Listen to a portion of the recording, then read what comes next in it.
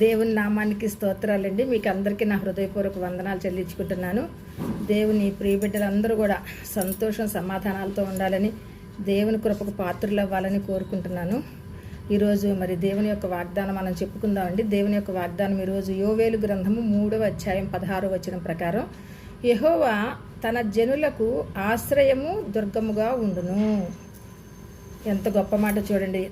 దేవాది దేవుడు తన జనులకు, ఎవరైతే ఆయన్ని ఆశ్రయిస్తారో, ఎవరైతే ఆయన్ని ప్రేమిస్తారో, ఎవరైతే ఆయన్ని కొనియాడతారో, ఎవరైతే ఆయన్ని తెలుసుకుంటారో, ఆయన రక్షణ మార్గం ఆయన్ని వెతుకుతారో ఆయన జనాంగానికి ఆయన ఆశ్రయముగాను దుర్గముగాను ఉంటారంటండి. నిజంగా మనం ఆయన కలిగి ఉండటం ఎంతో గొప్ప ధన్యత. యెహోవా దేవుడిగా గల జనులు ధన్యులు. అవును, మనం అందరం ధన్యులు అండి. ఆ దేవాది దేవుడిని, నిజరక్షకుడిని మనం మరి మనల్ని కాపాడుతున్నటువంటి ఆ తండ్రిని తెలుసుకుని మనం జీవిస్తున్న విధానం ఎంతో గొప్పది.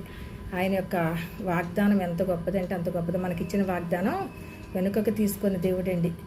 నరులైతే ఏదన్నా మాట తప్పచ్చు, కానీ దేవుడు మాట తప్పనటువంటి వాడు. ఆయన మనకు ఆశ్రయంగా ఉంటారంట, దుర్గంగా ఉంటారంట. ఆయన ఆశ్రయమైనప్పుడు మనకి ఏ కొదువ ఉండదు. ప్రతిదీ కూడా మేలు చేసి మహిమ పొందేటటువంటి దేవుడై ఉన్నారు. ఆయన కృప మన పట్ల అత్యధికంగా ఉంటుంది. మనం చేసే ప్రతి పనుల్లో కూడా ఆయన ప్రతి కార్యమును కూడా సఫలపరిచేటటువంటి దేవుడు. మనల్ని మన ప్రయాణాల్లో, రాకపోకల్లో, మరి మన బిడ్డల విషయంలో, అన్ని విషయాల్లో కూడా మేలు చేసేటటువంటి దేవుడు.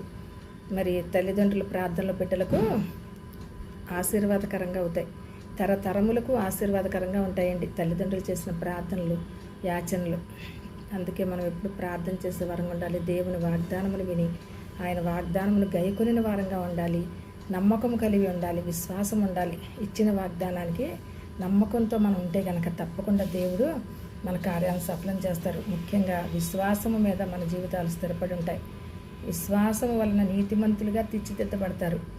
విశ్వాసము వలన మన నీతి అయితే అండి ఏం గొప్పది కాదు, కానీ మనకున్న నమ్మకం, దేవుని పట్ల ఉన్నటువంటి విశ్వాసం బట్టి మనం నీతిమంతులుగా తీర్చబడతాం.